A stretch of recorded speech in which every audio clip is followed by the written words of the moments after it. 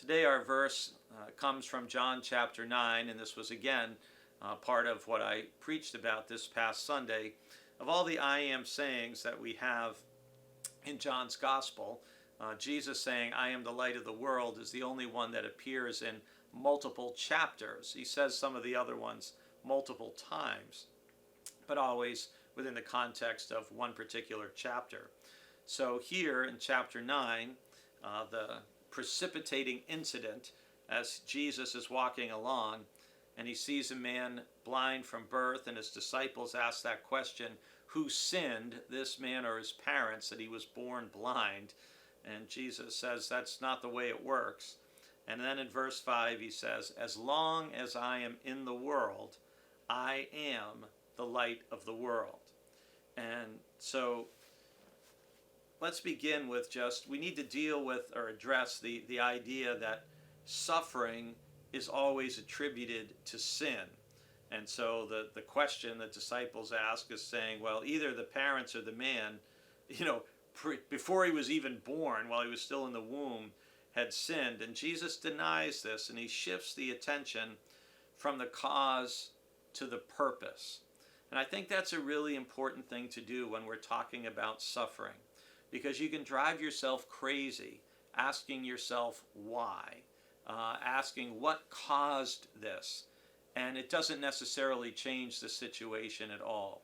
And so Jesus shifts the focus from what caused this to what's the purpose of this. How could God use this?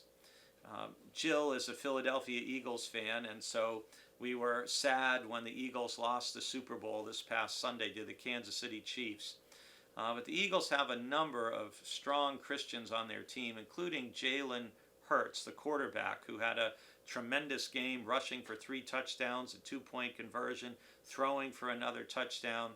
And after the game, when he was interviewed, he shared remarkable maturity, which was reflected in a story in the Wall Street Journal that Peter Polhemus was kind enough to share with me. And Jalen Hurts said, you win and you learn.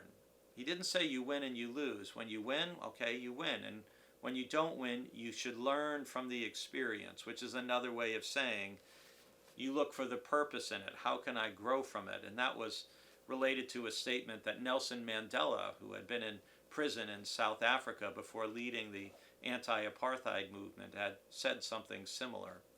And so Jesus being the light of the world, as long as he is in the world, there it's speaking to that short period of time when here was Jesus, and through his healing, through his teaching, through his person and his presence, God's light was being shined uniquely in the world in a way that it never would again.